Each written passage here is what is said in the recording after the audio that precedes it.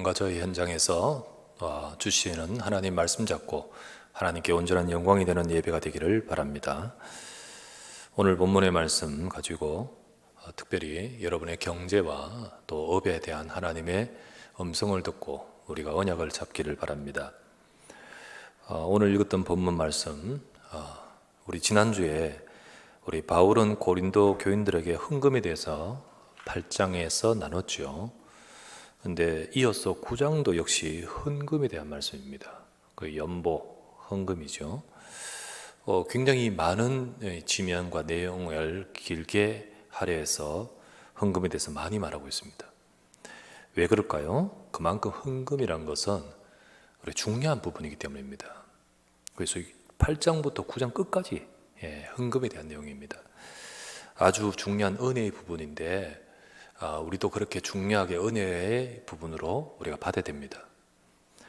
오늘도 지난주에 이어서 연타로 헌금 설교를 하게 됩니다. 그런데 이 말씀이 여러분에게 중요한 응답이 되기를 소망하면서 그러나 제목을 8절 가지고 이렇게 잡았습니다. 8절을 보면 이렇게 돼 있죠. 하나님이 능히 모든 은혜를 너희에게 넘치게 하시나니 이는 너희로 모든 일에 항상 모든 것이 넉넉하여 모든 착한 일을 넘치게 하려 하심이라. 이 말씀을 가지고 제목을 넘치게 헌신할 응답을 받는 여러분의 경제와 산업, 헌금도 들어가 있고요. 그렇게 헌신할 수 있는 우리 업과 또 경제가 되기를 기도 제목으로 붙들기를 바랍니다. 헌금과 더불어서 이 응답 받을 자입니다. 산업과 경제의 응답 받을 자로 여러분과 저를 불러서 말씀을 주십니다. 굉장히 어려운 때이잖아요, 지금은요. 그러나 이 말씀의 언약을 잡아야 됩니다. 굉장히 변화가 많은 때이죠. 살아남고 응답받아야 되잖아요. 그러려면 여러분이 언약 잡아야 됩니다. 그래서 이 시간 이 말씀이 여러분의 말씀이 되어 여러분의 업과 또 삶에도 하나님의 축복이 함께하기를 바랍니다. 첫 번째 나눌 말씀은 이 은혜도 풍성하게 할지라, 지난주 말씀 8장의 이 은혜, 바울은 8장에서요 헌금이 은혜라고 했죠. 헌금하는 자체가 은혜입니다. 은혜라고 바울은 분명히 8장에 말했습니다. 은혜라는 것이 우리가 받은 복음, 또 구원, 그리고 우리가 기도의 응답, 하나님의 축복, 이것도 은혜죠. 당연히 은혜입니다. 그렇지만요, 이 은혜를 받은 자가 바로 이것을 위해 살게 되는 것도, 이것을 위해서 헌신하게 되는 것도 은혜라는 겁니다. 우리가 헛된 것을 위해 살면 헛된 인생이 되어버리잖아요. 근데 가장 귀한 것이기 때문에 우리 그것을 위해 사는 인생이, 그것을 위해 드리는 인생이 은혜라는 겁니다. 사람들은 누구나 예외할 것 없이요, 창세기 3장, 6장, 11장 위에 살아갑니다. 그거 중심으로 살아가게 돼 있어요. 나 중심이고요, 눈에 보이는 육신과 물질 중심이고요, 그리고 세상 성공 따라 갑니다. 구원받은 성도들도 예외이겠습니까? 구원받은 성도들도요, 이게 우리의 삶이 주 흐름이 되는 경우가 많습니다. 교회에 다니면서도 이 목적을 가지고 살 수도 있는 것입니다. 그러나 은혜를 받은 후에, 은혜를 받고 보니까 인생의 목적, 가치관, 그리고 방향이 바뀌어버리는 거예요. 그러면서 최고 가치 있는 것이 발견되면서 그 최고 가치 있는 것을 위해서 살게끔 만들어지는 거예요. 그렇게 살게 되는 겁니다. 그래서 그것을 위해서 참여하고 헌신하고 봉사하고, 무엇보다도 이 빌립보 교인들처럼 물질로 헌금하는 것, 이게 바로 하나님의 은혜라는 거예요.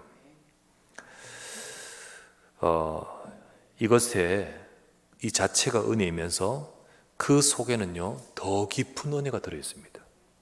더 깊은 은혜와 응답이 들어있어요.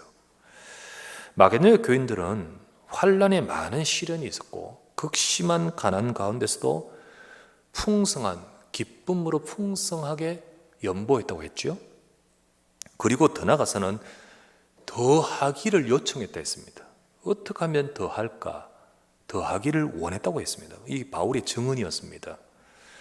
그들은 많은 은혜도 받았을 뿐만 아니라 헌금하는 이런 은혜도 풍성했던 것이었습니다. 생각해보고 돌아보니까 우리가 하나님이 우리에게 저 멸망하는 12가지 문제에 있던 우리를 건져주셨어. 그들이 바울을 요청한 것도 아닌데 바울은 기도하다가 환상 가운데 마게도냐로 건너와서 우리를 도우라 해서 온 것이 바로 빌립보였어요. 거기서 그들은 기도하며 하나님 왜 나를 여기 부르셨습니까? 기도하는 그 바울을 통하여 복음이 증거되어 버렸어요. 정말로 은혜 아닙니까? 여러분의 인생에 어느 날 복음이 들어온 게요, 여러분이 의도했는 게 아니잖아요. 하나님의 은혜고 계획입니다. 그거를 이들이 알고 이 은혜 속에서 교회가 세워지고 이 마게도냐 이 지역을 살릴 하나님의 뜻을 두고 교회가 세워졌기에 이들은 정말 은혜를 알고 그 은혜 속에서 은혜에 동참했던 거였죠. 비록 그들은 가난도 있었고 어려움도 있었지만은 그들은 이 은혜가 풍성했습니다. 우리도 헌금에 대해서 새롭게 봐야 돼요. 이번에 이 말씀을 통해 헌금에 대해서 새롭게 여러분이 깨달아져야 돼요. 아, 이게 은혜구나. 이게 축복이구나. 이 은혜를 나도 받기를 원합니다 라고 여러분 지난주와 이번 주 말씀과 이번 산업이대의 메시지가 기도 제목으로 잡아져야 됩니다. 기도 제목을 잡아야 돼요. 왜? 앞으로 성취될 응답으로 주셨기 때문에. 이게 내게 성취될 응답이 되야 되잖아. 그지요? 제가 평소에 헌금 설교를 갑자기 이렇게 헌금 설교 이렇게 잘 안 하죠. 근데 이렇게 성경 본문 따라서 하다가 이렇게 메시지를 오늘 두 주로 이어서 하게 됐습니다. 헌금 설교를 하다 보면 설교를 하는 가운데서는요, 육신적인 것으로 보고 혹은 계산으로 혹은 지출로 보는 수준의 성도는 성도도 수준이 다르잖아요. 그런 영적 수준의 성도는 분명히 그 말씀에 시험 들어버립니다. 딱 시험 들게 돼 있어요. 아니, 그 메시지를 안 해도 시험 드는 자가 있는데 강단에서 그게 나와버리면 딱 그것 가지고요 마음이 딱 닫아지고 시험 드는 사람도 있습니다. 그렇지 않아야겠죠. 그러나 진짜로 눈 뜨고 알면 축복입니다, 여러분. 진짜로 눈 뜨고 깨달으면 그게 은혜고 응답이라는 사실을 이번에 좀 알았으면 좋겠다 싶습니다. 이번에 여러분의 헌금은 어떻습니까? 모든 여러분의 삶의 부분에 은혜가 넘쳐야겠지만은 여러분 이 부분에도 은혜가 있어야 됩니다. 여러분의 아까 영적 수준이라 했잖아요. 여러분의 영적 수준이 높아져야 됩니다. 그거를 그래서 영적 서밋이라는 거예요. 그렇죠? 그래서 서밋이 되어서 될 때 이 은혜도 이것도 풍성해져. 이 은혜도 풍성해지는 거예요. 그래서 이번에 산업인대의 메시지처럼 서밋이 바로 그 서밋이 미션도 주고 인턴십도 하고 포럼도 할 수 있는 거예요. 여러분, 우리 산업인의 메시지처럼 아브라함처럼 이삭처럼 우리 요셉처럼 응답받기를 바랍니다. 여러분의 컨셉은 무엇입니까? 성도 그리고 특별히 산업인, 중직자 컨셉이 무엇입니까? 여러분의 업의 컨셉은 무엇입니까? 돈 많이 벌고 성공하는 것으로 컨셉은 우리 아까 말했다시피 창세기 3장, 6장, 11장의 모든 흐름 속에 다 같이 갖는 거예요. 그러나 우리가 영적 수준이 높아지면 컨셉도 달라져 버리는 거죠. 아, 내가 이걸 두고 나의 삶이 영적 서밋이 될 때 나의 삶이 아브라함처럼 원조의 컨셉이 되겠다. 아브라함도 우리 이삭처럼 전달하는 컨셉을, 그리고 요셉처럼 선교사 컨셉을, 이거를 나의 산업인으로서 혹은 내 업에서 찾아지는 겁니다. 그죠? 그래서 영적 서밋이 되어질 때 우리의 삶에 이 은혜가 옵니다. 그래서요, 요한 3서 1장 2절처럼 응답받습니다. 사랑한 자, 네 영혼이 잘됨, 영적 서밋이잖아요. 잘됨 같이 네 범사가 잘되고 강건하기를 구하노라. 가이오 아닙니까? 가이오. 정말로 자기의 것을 가지고 헌신했던 사람 아닙니까? 그에게 이 말씀처럼 우리 성도들 여러분에게도 이 은혜가 가이오처럼 빌립보 교인들처럼 정말 응답받은 산업인들처럼 여러분에게도 이 은혜가 임하기를 주의 이름으로 축원합니다. 두 번째, 하나님은 즐겨내는 자를 사랑하십니다. 하나님은 즐겨내는 자를 사랑하셔요. 여기서요, 많이 내는 자를 사랑한다고 안 돼 있습니다. 그죠? 많이 내는 자가 아니라 즐겨내는 자를 사랑하십니다. 하나님이 액수를 보겠습니까? 지금 삶이 다 경제 규모가 틀린데 어떻게 딱 그걸로 기준을 잡습니까? 하나님은 그렇지 않죠. 그러나 그 속에서 즐겨내는 자를 사랑하십니다. 즐겨낸다는 말은, 이 말은 강요나 의무나 억지에 의해서가 아니라, 여러분, 억지가 아니라 원하는 마음으로, 또 부담이 아니라 기쁨으로, 그리고 시험이 아니라 은혜에 대한 감사로 드리는 헌금을 말합니다. 그래서 원함, 기쁨, 그리고 감사로 드려지는 것을 바로 일컬어서 즐겨내는 자라고 표현할 수 있겠죠. 헌금하는 행위 이전에, 헌금하는 드리는 그 헌금의 어떤 행위 이전에 하나님은 그 사람의 생각과 중심을 먼저 보십니다. 그걸 보시어요. 그리고 그걸 받으십니다. 즐겨내는 자를 사랑하십니다. 진짜 이 세상의 모든 것을 가지신 하나님께서 우리 손에 있는 그것, 하나님이 가지시는 것에 비하면 진짜 코 묻은 아이에 가지고 있는 동전 같지 않겠습니까? 비교한다면. 진짜 모든 것 가지신 하나님께서 우리 손에 있는 그것 취하려고 하나님께서 헌금하라 하실까요? 그 헌신의 중심을 보고 기뻐하는 거예요. 그 헌신의 중심을 보고 기뻐할 뿐만 아니라 사랑하셔서 그것 보고 더 갚아 축복하시려고 하나님이 하시는 거예요. 여러분 생각을 해볼게요. 하나님이 기적 같은 능력으로 이스라엘 백성에게 막 역사에 붓고 계십니다. 언제요? 광야의 이스라엘 백성들. 진짜 있을 수 없는 것들을 부어주시고요, 없는 것을 막 이렇게 만들어주시고요, 만나와 외출하기, 돌에서 물이 나오고요, 그리고 하나님의 능력으로 그들을 건져내어 보호하고 이끌어 가시는 그 능력이 막 쫙 오고 있는 그때입니다. 근데 왜 성막은 그렇게 뚝딱 만들어 안 주십니까? 성막이다, 하늘에서부터 쭉 내려서 이렇게 주시면 되잖아요. 근데 왜 그렇게 안 주고 네게 있는 거 그거 가지고 만들려고 하시는 거예요? 만들려고 하는 이런 것은 주시면서 그 만들어지는 과정에는요, 그 이스라엘 백성들이 가지고 있는 게 뭐 얼마나 많았겠습니까? 전부 막 노예였던 자들인데. 그런데 그것 가지고 헌신해가지고 만들려고 하시는 거예요.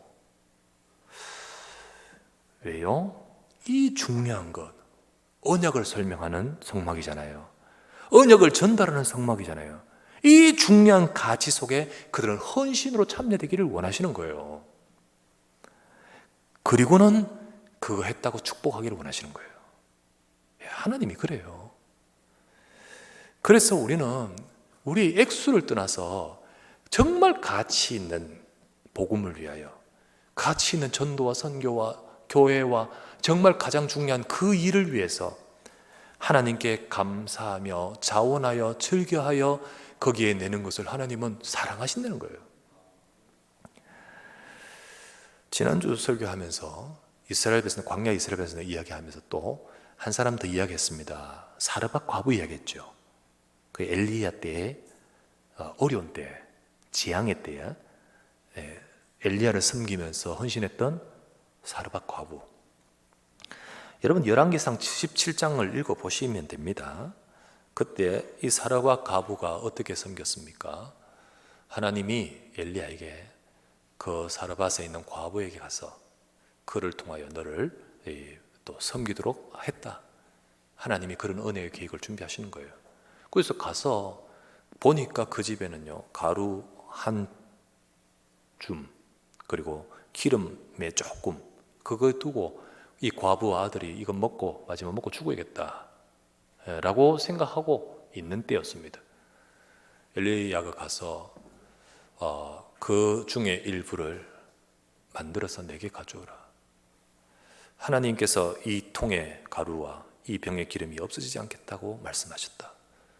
그때 뭔 소리 이러면요 어떻게 되겠습니까? 그런데 그때 이 여자는요 그 말씀에 순종하고, 그리고는 엘리야에게 그것을 먼저 가져오고 또 나머지 자기가 먹습니다. 근데 하나님 말씀대로 그 비가 오는 날, 지면에 비가 오기까지 가루에 통의 가루와 병의 기름이 끊어지지 않도록 역사하셨죠. 그런데 그 집에 하나님이 어떤 일을 했냐, 엘리야가 이제 거기 거주하는 거예요. 이 과부는 섬기고 있는 거지요. 그런데 그 집에 아들이 죽습니다. 병이 들어서 죽어요. 그때 이 여자가 엘리야 앞에 엎드립니다. 주여, 당신이 여기 오셔 어떻게 이래하여 내 죄를 생각하게 하시나이까. 아들이 죽음으로 막 가슴이 아파할 때 엘리야가 가슴 아파서 그 아들을 끌어안고 자기의 그 침상에 가서 엎드려 하나님 앞에 부르짖죠. 하나님, 이 혼을 돌아오게 하소서.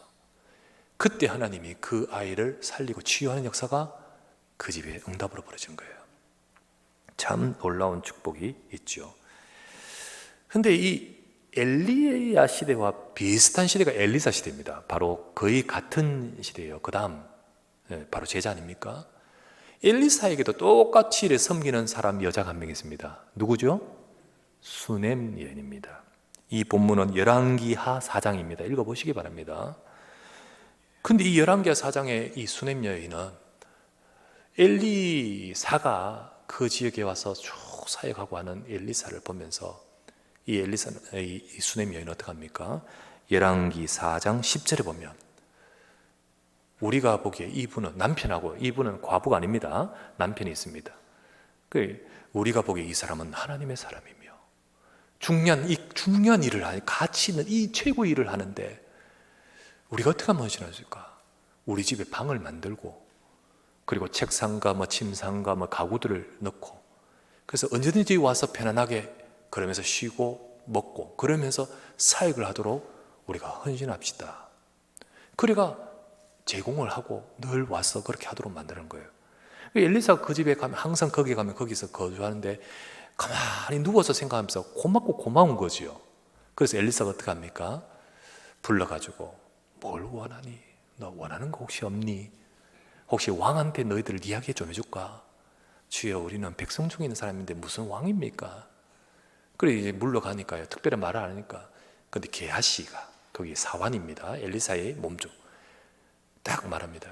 주여, 우리 이 집에는 남편이 늙었고 부인도 나이가 되는데 아이가 없습니다. 그때 이제 엘리사가 불러서 내가 너희 집에 아이가 있도록 기도하게. 그러니까 주여, 농담하지 마소서 이러는데 내년에 아들이 있을 것이다. 아들이 생겼어요. 그러니까요, 얼마나 응답을 하나님 주십니까? 그런데 이 아이가 자랍니다. 자란데요, 어느 날 밭에서 아이가 아빠하고 일하다가 애가 갑자기 머리가 아파. 이제 이게 무슨 병이 왔는 거예요. 바이러스 먹었는지 뭔지. 하여튼 그러다가 집에 갔는데 아이가 엄마 품에 죽어버려요. 그때 엘리사는 없었습니다. 엄마는 너무 힘들겠죠. 그리고는 엘리사한테 달려갑니다. 달려가서 엘리사 앞에 엎드립니다. 주여, 언제 아들 달라 했습니까? 그러면서요, 통분함에 마음이 아파하는데 엘리사가 보고 가슴 아프지요. 내가 너와 같이 가리라. 가서 그 아들을 위해 하나님 앞에 기도하지요. 그리고는 그 아들을 살리는 일이 벌어집니다. 그 사르밧 과부가 약간 비슷하죠, 그죠? 그런 응답을 주십니다. 근데 나는 생각하기를, 아니 주시면 주셨지 왜 또 이래 죽었다가 또 살아나게 하셔? 왜 그렇게 하실까요? 하나님은 보이지 않는 뜻이 있겠죠. 예를 든다면 그 어머니로 하여금 이 은혜를 더욱더 하나님 앞에 엎드리도록 한다든지 특별하게 뜻이 있겠죠. 근데 어쨌든 그렇게 하셨어요. 근데 나중에 보면 또 중요한 뜻이 있어. 열왕기하 8장을 여러분 읽으십시오. 나중에 거기 보면 그 엘리사 시대 도 역시 재앙이 옵니다. 그때 8장에 엘리사가 그 여인 수넴 여인한테 지금부터 7년 동안 기근의 재앙이 있다. 너는 여기서 피해라. 피해서 다른 나라 외국으로 가서 거기서 거주해 살도록 해라. 그래서 이 가족은 남편하고 이하고 아들하고 블레셋이라는 땅으로 갑니다. 거기서 7년을 거주해요. 지향이 막 기근 속에서 살아남지요. 하나님이 지키시는 겁니다. 그리고 가서 이제 재앙이 끝나니까 돌아옵니다. 돌아오면 내 땅으로 와야 되잖아요. 근데 그동안 땅이 이게 온데간데 없어요. 이게 그때 당시에는 뭐 이게 딱 그것도 등기도 없고, 그죠? 다른 사람 차지해가 잡고 있으면 뭐 골치 아프잖아. 이럴 때였습니다. 그때 왕 앞에 게하시, 아까 말했죠, 게하시. 이 게하시가 왕과 대화하면서 왕이 게하시한테 묻습니다. 엘리사의 그 일에 대해서 좀 내게 설명해 달라. 하나님이 엘리사를 통하여 한 일을 쭉 이야기하는 가운데 어떤 부분 이야기냐, 그 수넴 여인, 그리고 아들이 주셨던 이 이야기, 그 아들을 살린 이야기를 쭉 하는데 그 여자가 들어왔는 거예요.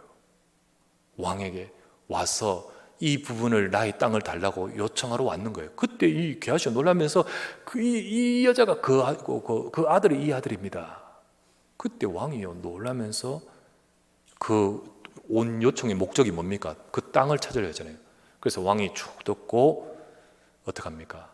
관리한테 이 여자의 땅을 찾아주고, 그리고 그동안 7년 동안 이 땅에서 나온 소출을 다 회복해 줘라, 이렇게 말합니다. 이야, 놀랍지 않습니까?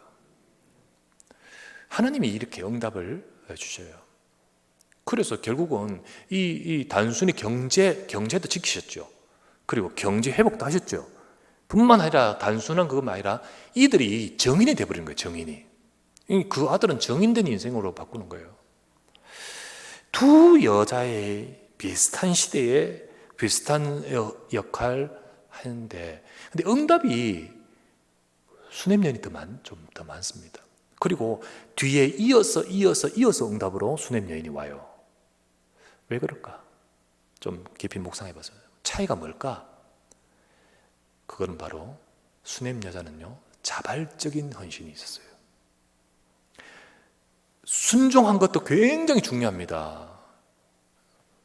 엘리야 가서 말할 때 순종한 것도 너무 큰 믿음이에요. 그러나 이 수넴 여인은요, 아예 뭐 말도 안 했는데 그냥 이 가치를 알고 이 사역을 알고 이거를 위해서 나가 뭘 할까, 이 자발적인 자원하는 헌신이 있다는 사실을 우린 눈여겨봐야 돼요. 정말로 하나님은 여러분과 제가 이 응답 받기를 원하십니다.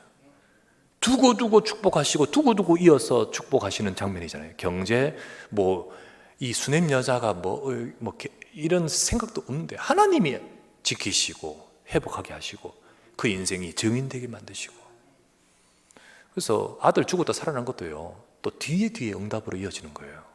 그렇죠? 저는 지지난주에 우리 외사촌 누나의 그 딸 결혼 이 이야기에 있어가지고 전화 통화를 했습니다. 통화를 하면서 소식 축하하고 이런 이야기 전화 통화도 하고, 그리고 이런 이야기 쭉 하는 가운데 전화해서 이제 그 시골에 있는 교회에 있거든요. 근데 되게 큰 교회야. 이제 뭐라고 하냐면요, 중직자로 임직을 받는다는 거예요. 근데 권사로 임직을 축하한다고 그러면서 축하하고 이런 이야기를 했습니다. 그러면서 우리 교회가, 그 교회가 시골이지만요, 규모가 굉장히 좀 되기 때문에 이번에 교육관을 건축을 크게 했다는 거예요.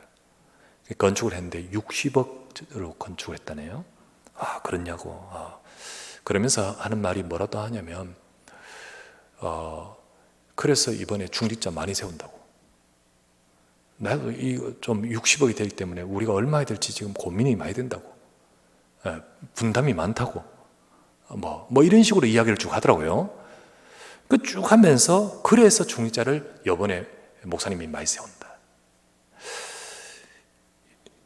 내용 속에요, 이야기 속에요, 지금 보통 하는 성도들과, 그리고 이건 또 불신자들 가운데서도 이렇게 생각하는 사람이 있습니다.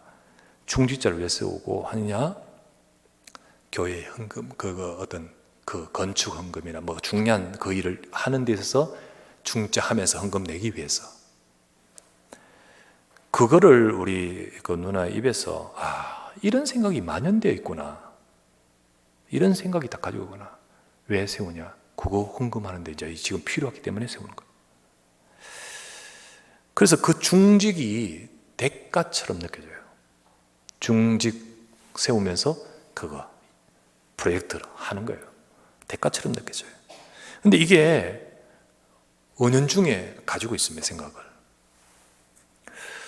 여러분, 중직이 대가입니까?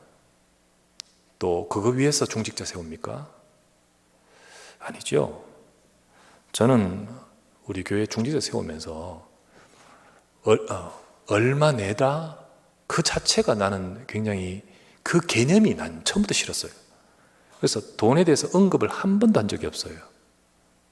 한 거 스스로 이렇게 내시는지 뭐 그렇게 하셨죠.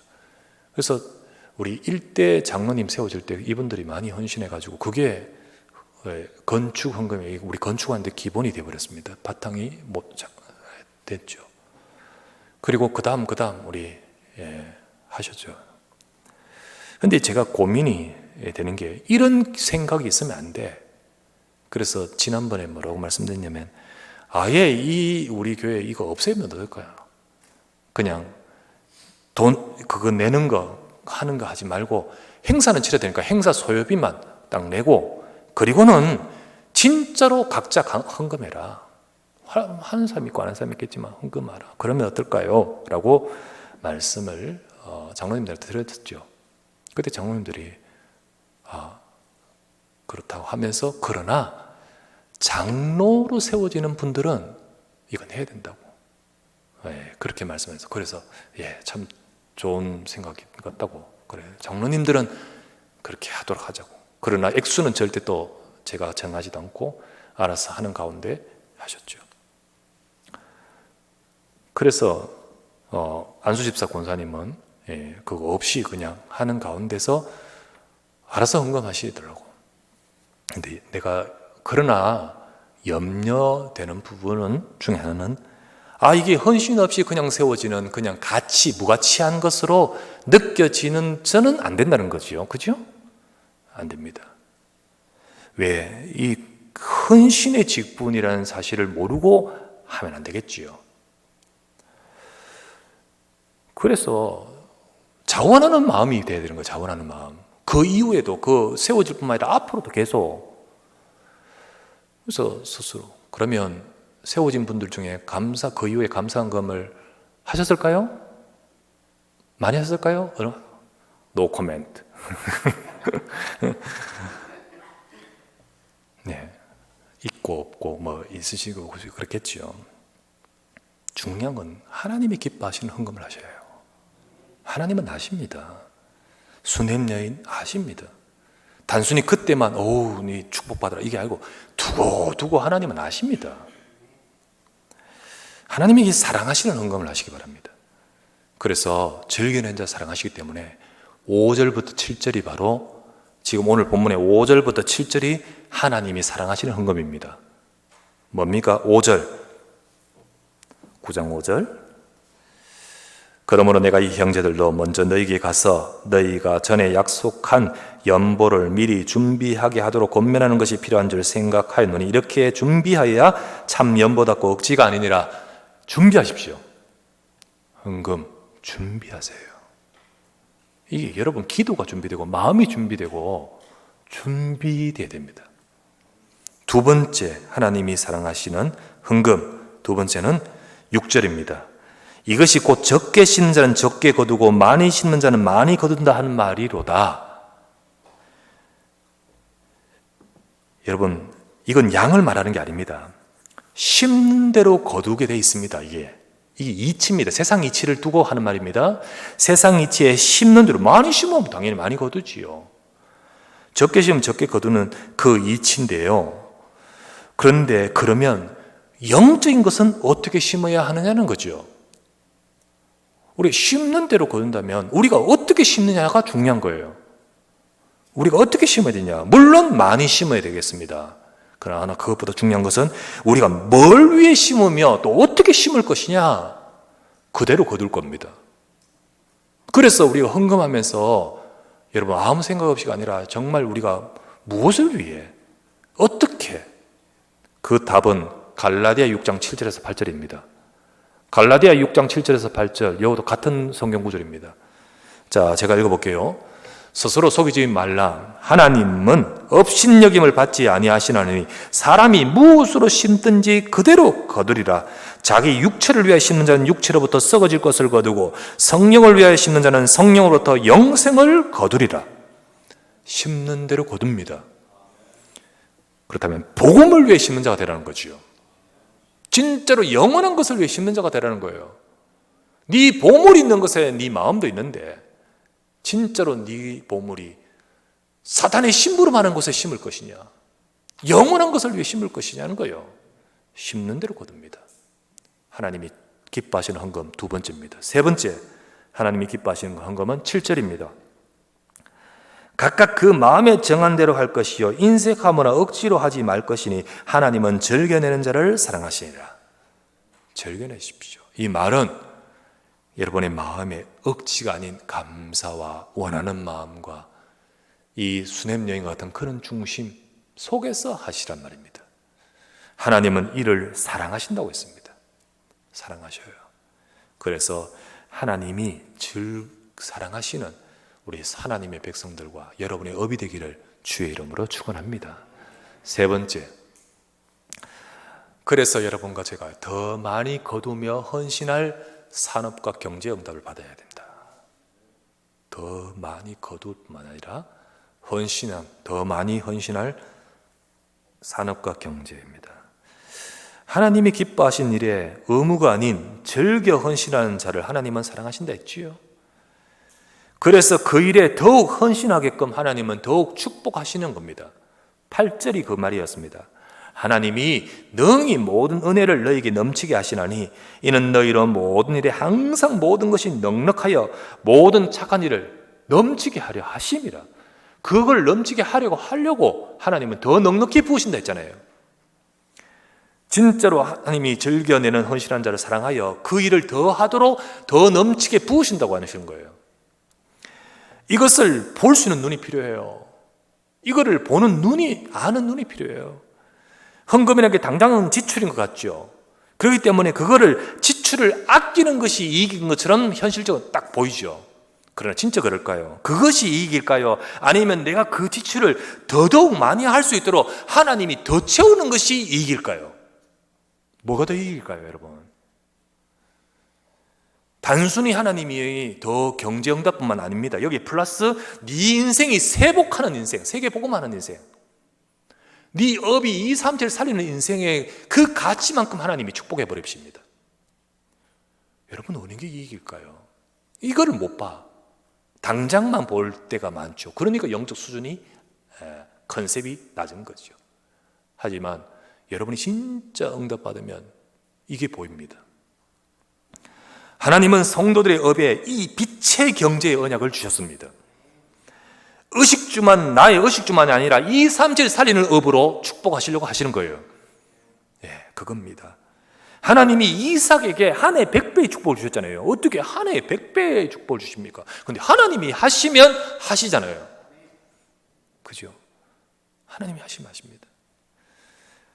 여러분, 우리의 삶에 흑암 경제가 무너지길 바랍니다. 여러분, 경제의 재앙이 무너지기를 바랍니다.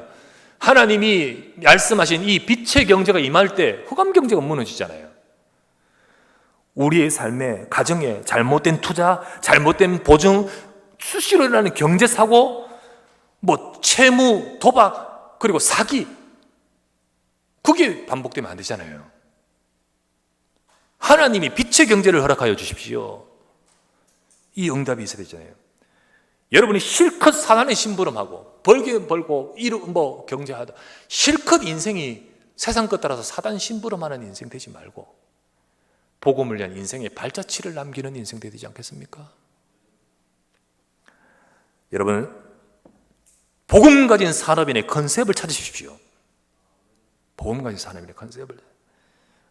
아브라함처럼 언약의 원조의 컨셉이에요. 이삭처럼 언약을 후대에 전달하는 인턴십하는 컨셉이에요. 요셉처럼 선교하는, 그래서 진짜 인생을 가지고 포럼하는 컨셉이에요. 그렇게 그걸 잡고 나갈 때 그 속에서 하나님은 여러분의 업의 컨텐츠와 시스템과 플랫폼 응답을 주실 줄 믿습니다. 이 말씀이 이게 뭔지 잘 모르겠어요. 여러분, 이 말씀을 잡고 기도 속으로 들어가 봐요. 그러면 하나님이 여러분에게 주시는 인사이트를 주십니다. 인사이트가 뭐죠? 통찰력. 통찰력이 뭡니까? 꿰뚫어보는 눈. 하나님, 이 상황이 어떻게 됩니까? 하나님, 어떻게 대처하고 어떻게 응답하고 어떻게 나가야 됩니까? 여러분의 업에 몸담고 있는 사람은 거기서 발버둥 치잖아요. 고민하잖아요.